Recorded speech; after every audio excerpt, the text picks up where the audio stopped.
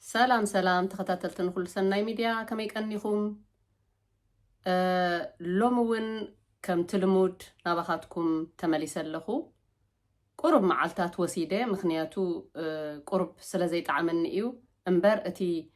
بقداماي بزعبا ناي ابكوشنا نتقاملهم ناي سوفت عينتات ويا بشقاق نتقاملهم ناي شقاق سوفت عينتات ازي زرخبكم عينتاي تتقامو ازي قدعات اللو إلي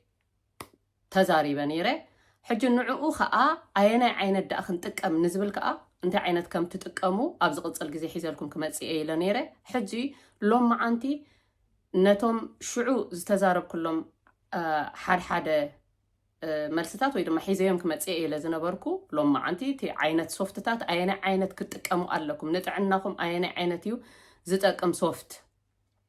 اب شقاق يخون اب كشنا يخون انتقاملو كله انتي عينت سوفت كخون اللو زبل حيزالكم مسئ اللخو كوم اوون اب محץ ابي اقحوت ماشن انتوم اتوم تابس كمزي 4 انغولوز مسلو تابس ابتي محץ ابي اقحوتنا اتوا بيلنا كم سامونا انتقاملهم عينتات دما بقداماي اتوم تابس صبوق كم زيكونو كيميكال حواس كم زلوهم نطعنانا نعصاصمتنا زغودق كم زخونه اسو انت زاريبا نيره بقداماي حجي نعو خا انت عينت اوبشنز كنطقم نخل انت عينت اماراصيتات كهلونا يخل نعو اندحر زي تطقمنا اندحر سو كيميكال كوينو انت عينت كنطقم نخل نزبل كا لوم عانتي اتي يطقميو نطعنا ايغودئن ملؤ بملؤ زتامامنيو زبلكو دما لوم عانتي حيزلكم مصي لكم مالتيو اذا خبر كلكو خاب جزا رأسي ايكونكن كاب مهورات كاب كإيلاتات كاب ساينس بتخكل زرغاغصو እንደገና ከአ ንጥዕናና ፍሬንድሊ ዝኾነ ነገር ሄልዚ ዝኾነ ነገር እየ ሒዘልኩም መጽ ዘለኹ ኣብኡ ተኣማሚነ ሒዘ ክመጽእ ስለዘለኒ ከአ ተኣማሚነ ሒዘ ዝመጻእኩ ሎም ማዓንቲ እዚኦም ነገራትን እንደገና ከአ ቤኪንግ ሶዳ መብዛሕትና ንፈልጦ ንኸውኒና ምናልባት ዘይንፈልጦ ኸይንህሉ ግን ቤኪንግ ሶዳ ጥቕሙ ኣዝዩ ጠቃሚ ነገር ከም ዝኾነ ንፈልጥ ኢና ኣብዝና ኢሎም ማዓንቲ ኣርእስተይውን ቤኪንግ ሶዳ ንምንታይ ከም ንጥቀመሉ ስለዝነግረኩም ጥቕሚ ናይ ቤኪንግ ሶዳን ኣየናይ ዓይነት ቤኪንግ ሶዳ ኢኸ እቲ ጥዑይን ንጥዕናና ዝጠቅምን ከኣ ክነግረኩም እየ ማለት እዩ እንታይ ዓይነት ክራይቴሪያታት ከማላ ኣለዎ ሓደ ጥዑይ ቤኪንግ ሶዳ ዝብል እዚ ሁሉ ሎም ማዓንቲ ሒዘልኩም መጽ ኣለኹ ምክንያቱ ቤኪንግ ሶዳ ኣብ ኩሽነና ብጣዕሚ ኣገዳሲ ዝኾነ ኣብ ኩሽነና ክንጥቀመሉ ዘለና ነገር እዩ ቤኪንግ ሶዳ ንጥዕናና ጋስትራይት ንዝሓምም ሰባት ክንጥቀመሉ ንኽእል ኢና ከምኡውን ኣብ ኩሽነና መጸራረይ ክጠቅመና ክእል እዩ ከምኡውን ኬክ ገለመለ ከምዚ ቢስኩት ገለመለታት ክንሰርሕ ከለና እውን ኣብ ኩሽነና ንጥቀመሉ ኢና ተፈላለየ ነገር ብጣዕሚ ንብዙሕ ነገራት ንመጸራረይ ኩሽነ ንብዙሕ ኮታስ ንብዙሕ ነገር ብጣዕሚ ኣዝዩ ጠቃሚ እዩ ግን ዶዙን ዓቐኑን ክፍለጥ ኣለዎ ክንጥቀመሉ ከለና ስለዚ እሱን ወድሱን ሎም ማዓንቲ ኩሉ ምሉዚ ጥቕምታት ናይ ቤኪንግ ሶዳ ምንታይ ንጥቀመሉ እንታይ ዓይነት ቤኪንግ ሶዳ ክንመርጽ ኣለና ምክንያቱ ዓይነት ቤኪንግ ሶዳታት ብዙሓት ዓይነት ስለዝኾኑ ዝረኸብናዮ ቤኪንግ ሶዳ ኣይኮንናን ክንገዝእ ዘለና ማለት ቤኪንግ ሶዳ ብእንግሊሽ በዚ ናይ ጀርመን ቋንቋ ግን ናትሮን ይብልዎ ማለት እዩ ናትሮን ናብቲ ትሕዝተይ ቅድሚ ምእታዊ ግን ሓደ ነገር ክዛረብ ደልየ ብቐዳማይ ኣብቲ ዝሰራሕክዎ ቪድዮ እቲ ክዳውንቲ ክንሓጽብን ከለና መለስለሲ ኢልና ወይ ድማ ንጥዑም ጨና ኢልና ንጥቀመሎም ኣብቲ ክዳውንትና ወይ ድማ ኣብቲ ማሽን ናይ መሕጸቢ እንገብሮ ነገራት እዚ ብምልኡ ንጥዕናና ንቆርበትና ጠቃሚ ከም ዘይኮነ ተዛሪበ ነይረ እዚ ብምልኡ ክዛረብን ከለኹ ሓደ ሰባት ኣብኡ ዝተዓዘብክዎ ንቢዝነስ ኪል ክኢኺ ታይዶስ በይዶስ ሕጂ ከዓ በቃ ገጽ ረኺብኪ መመሊስኪ ናይ ቢዝነስ ነገር ይኽተምጽእ ደለኺ ገለገለ ኢሎም ዝጽሓፉ ሓደ ክልተ ሰባት እቲ መብዛሕትኡ እኳ እቲ ኮመንትስ ብጣዕሚ ዝሐጉስ ዘተባብዕ እንተኾነ ናይ ሓደ ሰባት ከዓ ስኢልካ ደስ ዘይብል ነገራት ከምዚ ንቢዝነስ ኢለ ናብዚ ቦታ እዚ ከምዚ መፅእ ዘለኹ ኢሎም ዝሓስቡ ሰባት ኣብኡ ኣንቢበ ኣነ እቲ ሓቂ ክነግረኩም ያ ካብ ዩቲዩብ ገንዘብ ይርከብ እዩ ክረክብ እንከለኹ ኣይፀልእኔ ግን እቲ ሓቂ ክነግረኩም ኣነ ኣብ ሂወተይ በፍጹም ገንዘብ ሓጢያትን ገንዘብ ሓራምን ክበልዕ በፍጹም ኣይደልኔ ዘይኮነ ነገር ሒዘ ንናይ ሰብ ሂወት ባዕሉ ይፈልጥ እንታይ ገደሰኒ ኢለ ዘይኮነ ኣርእስቲ ዘይኮነ ሓበሬታ ከሕልፍ በፍጹም ተኣምር ኣይደልኔ ርግፀኛ ኮይነ ዝኣመን ኩሉ ነገር ኢኻ ሒዘ ዝመፅእ ከምኡ እንተዝኸውን ነይሩ ኣብ ሳልስቲ መመፃእክኹም ነይረ ማለት እዩ እንድሕር ከምኡ እንተዝኸውን ንሰልዲ ኢለ እንተዝጎየ ነይረ ሰልዲ ፀሊአ ይኮንኩን እዚ ክብል ከለኹ ግን ጥዕና ሰብ እቲ ቀዳምነት ክወሃቦ ዝግባእ ነገር እዩ እቲ ኣባይ ክኸውን ዘይደልዩ ከዓ ኣብ ካልእ ሰብ ክኸውን ስለ ዘይደልዩ ሓጢያት ምዃኑ ከዓ ስለ ዝኣምን ስለ ድፈልጥ ካብ ኣምላኸይ ዝተምሃርክዎ ከዓ ሓጢያት እቲ ኣባኻ ክኸውን ዘይትደልዮ ነገር ኣብ ካልእ ሰብ ክትገብሮ ከለካ ፅባሕ ንኮ ዜራ ተመሊሳ ናብዓኻ እያ ትረኽበካ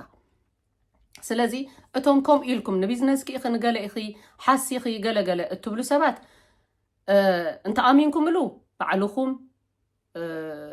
ርኢኹም ኣስተውዒልኩም ተዓዚብኩም መርሚርኩም ከም ትናተይ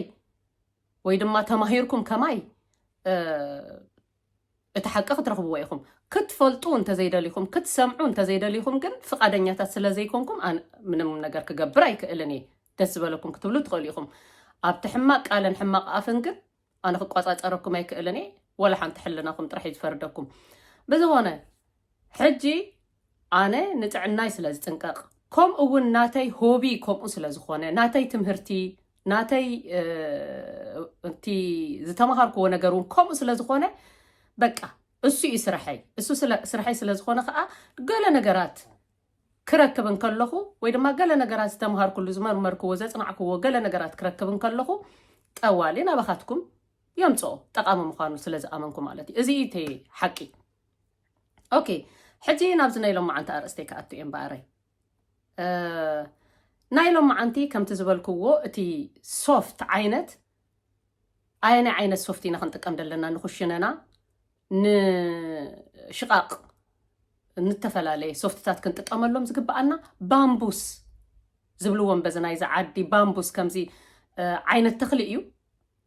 ዓይነት ዕንጨቲ እዩ ባምቡስ ይበሃል ሕጂ ካብኡ ዝተሰርሑ ሶፍትታት ኣለው ሕጂ ኣብዚ ስእሊ ከም ዘርእየኩም ደለኹ ልክዕ ከምዚኦም ዓይነታት ሶፍትታት ከድኩም ፈትሽኩም ኣብ ተፈላለየ ቦታታት ክትረኽቡ ትኽእሉ ኢኹም ወላ እውን ኦርደር ክትገብርዎ ትኽእሉ ኢኹም ንኣብነት ኣነ ሕጂ ኦርደር ገይረ ኣለኹ ምስ መፀኒ ክጥቀመሉ እየ ማለት እዩ ምክንያቱ ኣነ ንባዕለይ እውን ከማኻትኩም እንታይ ሹም እየ ክብል ፀኒሐ ማለት እዩ እቲ ጌጋ ሓበሬታ ስለ ዝነበረኒ ጥዑይ ኢለ ዝረኸብክዎ ሶፍት እየ ዝጥቀም ነይረ ማለት ዝልስልሰለይ ከምቲ ዝበልኩም ብቐዳማይ ሕብሩ ዝፅብቐለይ ገለመለ ገለ ዓይነት እየ ዝገብር ነይረ ብጣዕሚ ብጌጋ እየ ዝምራሕ ነይረ ማለት ስለዚ ከምዚ ብዚ ስእሊ ዘርእየኩም ዘለኹም እዞም ናይ ባምቡስ ዝኾኑ ካብ ዕንጨቲ ጥራሕ ተሰርሑ ካልእ ባእታታት ዘይተሓወሶም ካልእ ኬሚካላት ዘይተሓወሶም እዚ ከምቲ ብቐዳማይ ዝበልክዎ ማለት እዩ ከምዚ ክውልውሉ ከሎ ወይ ድማ ማይ ትንክፎም እንከሎ ቀልጢፎም ብጥስጥስ ዘይብሉ ምእታን ክኾኑ ካልእ መትረሪ ባእታታት ኬሚካል ዘይኣተዎም ዓይነት ሶፍትታት ንኽሽነኹም ይኹን ንሽቓቕኩም ይኹን ከምዚ ናይ ባምቡስ ዓይነት ማለት እዩ ኣብኡ ብቲ ፅሕፈት ከም ትርእይዎ ዘለኹም ናይ ፓንዱ ዝብል ማለት እዩ ከምኡ ዓይነት ተፈላለየ ዓይነት ሶፍትታት ክትጥቀሙ ትኽእሉ ኢኹም ገዚእኩም ወይ ድማ ኦርደር ጌርኩም ማለት ምክንያቱ ልዕሊ ኩሉ ጥዕናና ስለ ዘገድስ እንታይ ገደሰኒ ኖርማል ኣይትበሉ ሕማም በብቁሩብ እዩ ኣብ ህይወትና ወይ ድማ ኣብ ኣካላትና ዝእከብ ማለት እዩ ወይ ድማኒ ዝምዕብል ስለዚ ሶፍት ነዚኦም ዓይነት ክትጥቀሙ ትኽእሉ ማለት እዩ ካልእ ብዛዕባ እዚ ናይ መሕፀቢ ኣቑሑት ታፕስ ወይ ድማ ንሳሙና ዓይነት እቲ ከምዚ ታፕስ እዚአን ከበብቲ ወይ ድማ 4 ኣንጎሎ ዝመሰላ ኣብታ ናይ መሕፀቢ ማሽንኩም كفت أبيلكم أبقى أبيلكم من تقعدكم سأتكم شو تحاسبلو أزي بتعم حماقي ونعصات أمتنا بتعم زجود كيميكالات اللو أكندتي تابس السو أكندتي نعملت زومات زبلو ولو تفلالي عين تابس تتكأمو إيخم أنا حق زربا أي تكأمني سلزي تكأمي أبزخر إيكم زي كألكو نتي تابس مالتيو جن اتناتو أنت عينت أمارات إتاتكال عينت كنت تكأمن خل زبل جن أنا نبع علي ون زتكأملو كرئيكم يخليه مالتيو قليل أب جزاكم كسرحوا تخلوا بزح جنزب كي كفلكم أب وشاتكم أب كشناكم كركب زخ المالتي بقليلو تفلالي عينت أمارات إتاتالو جن كابتا حانتي كابتن كلنا أمارات إتات كابتن بزحت عينت أمارات إتات حانتي أنا زتكأملو عينت جن كرئيكم نأب النت أبزلني عن تبو بزعبا بيكنج سودا تقمو بالطعمي عابي خمس خونا نجيركم نيرة بيكنج سودا أنا خاب جزاي بفتسمي زي فلي بيكنج سودا أزي ألن نعي ناترون زبلوه بزنايز عد مالتيو ناترون زبلوه بزنايز عدي أزلني رأيوه هاوس هالت ناترون يبلالو أزي مالتيو أزي أوشتو كافيتنا خنرئن كلنا خاب طعم ستوم خونا له مخدنو بالطعم كل جيزة ستوم خونا له عندنا خاب مايك تركس يبلون نقص خونا له أزي مالتيو كم زي غيركم مسحاسكم مقع دخم زبالة خونا له وناي جدن عنكر كوارك هلو يبلون زي بيكنج سودا ويدما ناترون النفلطو عينت ناترون ويدما بيكنج سودا ببيج أباكو زشيت بيكنج سودا زبل نايك أدم السو بطعم حماقيو السو خيتو تقامو أبزي أنا عينتيكم كنت تقامو كلو نجر كرئيكمي أنا زي أسل زلات نزا عينت زي أسل زلات إيه زي أبجر من نتنبرو كاب كافلان دي غزي إيا أزي حجي نمنتا إذا تقام زي بيكنج سودا نتي تابس التحاصبلو أقحوت كتحاصبو خلوكم تتقاملو أيو مالتيو حانت كاب زي عقنا اللوو حانتي بمبلع مانكا معك أنا بمبلع مانكا حدا ويكلت مانكا بناي مبلع مانكا غيركم أبتا أقحوت التحاصبلو ماشين أبت تابس التأتو لا بوتا خفت أبيلكم حانت ويكلته بمبلع مانكا خابزا ناترون ويدما بيكنج سودا تفسسولا بمبلع مانكا أي لكم بات مانكا نبلعلو كاون دحار ما حتصابق قحوت زي ما حتصابق قحوت تفلالي عينت ما حتصابق قحوت اللو أبغزاكم زلكم سامونا ما حتصابق قحوت مالتي كابزي دما حدا كلتا ويسلسته زخون طب تبلولو كابزي إذا ما حتصابق قحوتيو كابا كلتا سلسته طب تبلولو ناترون كلتا كساب كلتا مانكا مبلع مانكا يلوكم اللهو إذا سامونا زي دما إذا ما حتصابق قحوت دما كابزي طب أبيلكم كساب سلسته زخون طب تبلولو كابو أبزي انتهى لني أسيق زبلوه بزنايز عدو ويدما أتشتو على النبزي مالتيو أتشتو حجز أتشتو كابزا أتشتو أخفتها بيلكم ماليسكم أبقى طب تبلو زد لكم حدا قرب بناتكم قمت مالتيو أفسس تبلولو حجز زي إن غيركم تعاطوه نتا ناي محصبيت ماشينكم زأتكم لو نتي خفيتكم صابنا تقتولوا بوتا تعاطوه عصوا بيلكم أقحتكم أتيكم مالكم تعاطوه تحاسبوا بك إزي زت تأمامن كيميكال زي بلو أب جزاكم بعلوكم زجبركم مو عينت مالتيو بزي تأمامينكم نايب حكي إدب لكم بزي تأمامينكم أقحتكم تصوري عندنا أنا بأفكم أنت أتوقع ولا حنتي زي تقول دقلو مالتيو كالق بقدامي وانت زاري بنيره كم زبت تابس تحاصبون دحر كوينكم كأ أتوقحتكم مليسكم صبق غيركم لقلقوه حسابوه بماي أصريا بيلكم دقاقيمكم لقلقوه لكم نيره تماشن أصريات حسابات أوريدي أبقعوا إلكم كاب تماشن أوصيكم أقحت كي تتقنكم بماي صوري كم بحدش ماي صوري أنت تلقلقوه أزبلته إزخاء مالتيو أنا كم ناتي مرج أجن ታብስ ገዚኤ ብኽቡር ዋጋ መሊሰ ድማን ኬሚካል ዘለዎ ኮይኑ መሊሰ ማይ ክልቕልቕ ካብ ዝውዕል እዘን ዝበልኩኹም ዚአን ሲስተም ሰለስቲአን እዛ ናትሮን ወይ ድማ ቤኪንግ ሶዳ ከምቲ ዝበልኩኹም ገይረ ካብዚአን ከዓ ከምቲ ዝበልኩኹም ገይረ በዚአን ሰለስቲአን ጥራሕ ኣቑሑተይ ኣብ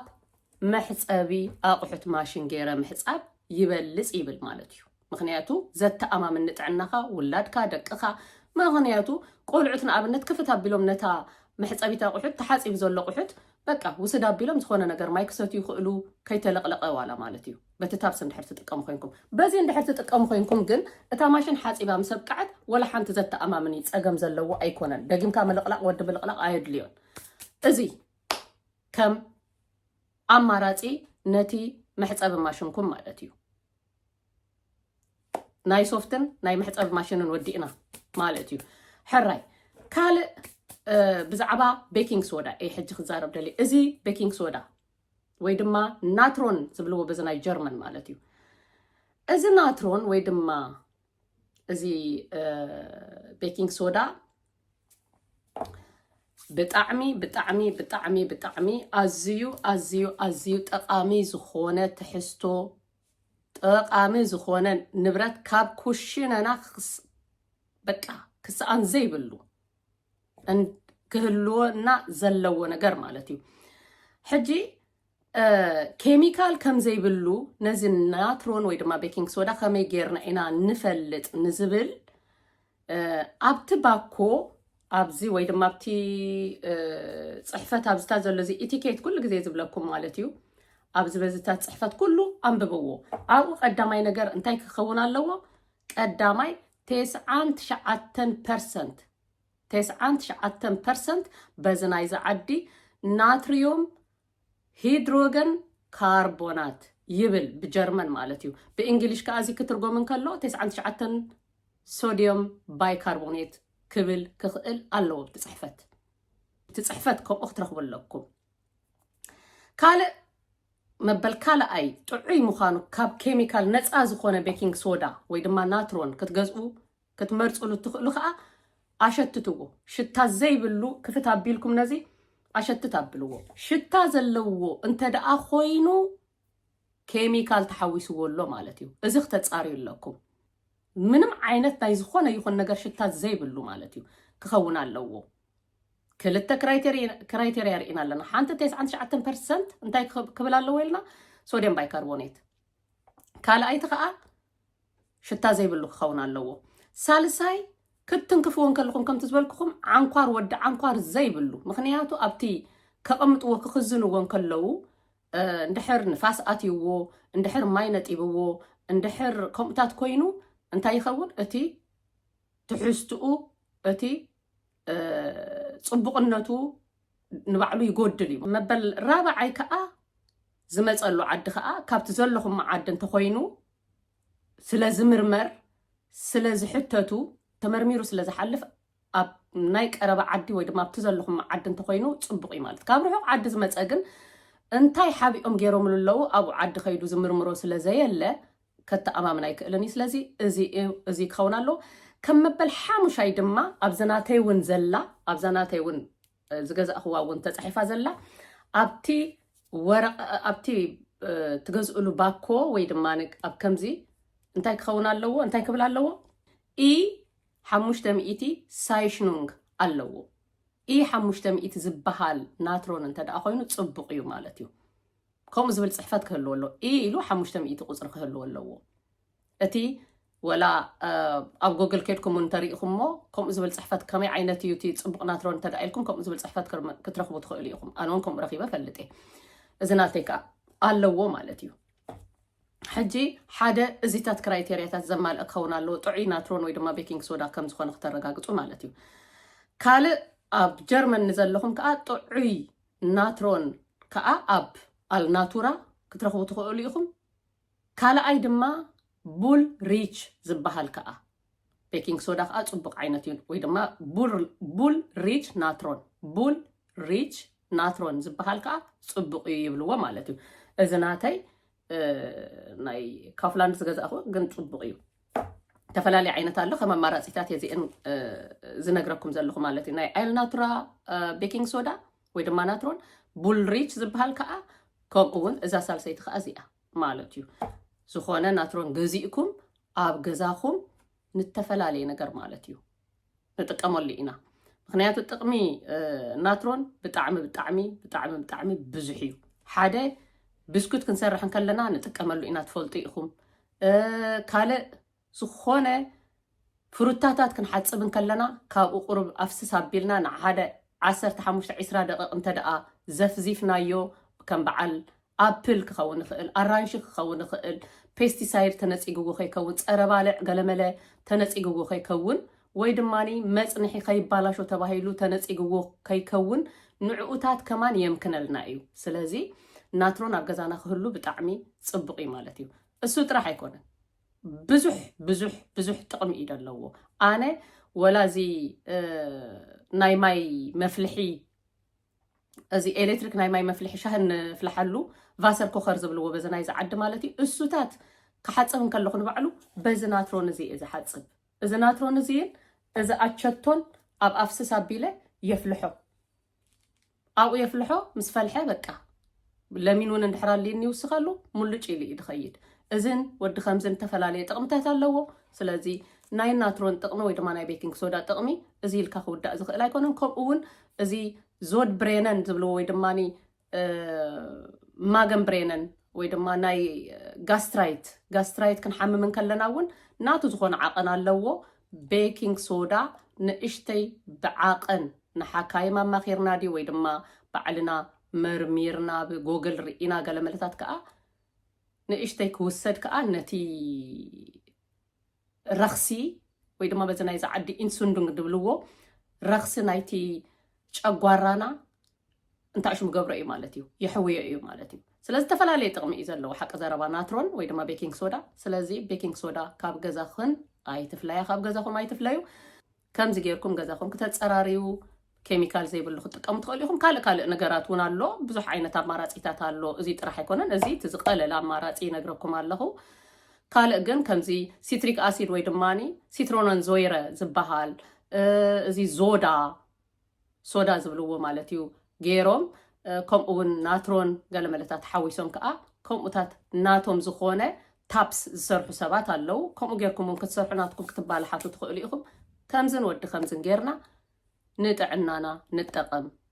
ክብል ደለ ናይ ሎሚ ትሕዝቶ ነዚ ይመስል ክሳብ ኣብ ዝቐፅል ብጠቓሚ ትሕዝቶ ስጋዕ እንረኸብ ከዓ ሰላም ቅነ ይግበረልኩም ሰሚዕኩም ንካልኦት ሼር ክትገብርዎ ካልኦት ከዓ ክጥቀሙ ምክንያቱ እዚ ዘመን እዚ ናይ ቢዝነስ ዘመን ስለ ዝኾነ ሰብ ንጥዕናና ኣይኮነን ዝሓሊ እቲ ፋርማ ኢንዱስትሪ ንጥዕናና ኣይኮነን ዝሓሊ ኣብ ዝኸድኩም ኪዱ ንጥዕናኩም ባዕልኩም ጥራይኩም ሓላፍነት ክትወስዱላ ዘለኩም ካብ ንሓሚምኩም ፈቆዶ ኸኒናታት ቅድሚ ምሕማምኩም ባዕልኩም ክትጥንቀቁ እንታይ ንበልዕ ኣለና ኣብዚ ምዕራባዊ ዓለም ብፍላይ ብጣዕሚ ዝኸፍአ እዩ ኦርጋኒክ ነገር እናወሓደ እዩ ዝኸይድ ዘሎ ሰብ እንድሕር በሊሕን ጎራሕን ዘይኮይኑ ሽዑ ኣብ ትሕቲ ሕክምና ኩሉ ግዜ ናይ መድሃኒት ተጠቀምትን ገዛእቲ መድሃኒትን ኮይንኩም ነቲ ዕዳጋ ዓለም ትጠቕሙ ንስኹም ግን ትሞቱ ማለት እዩ ምስ ግዜ ስለዚ እዚ ከይከውን ጥዕናና ንሓሉ በብዘለናዮ ሰላም ቅነ ሰላም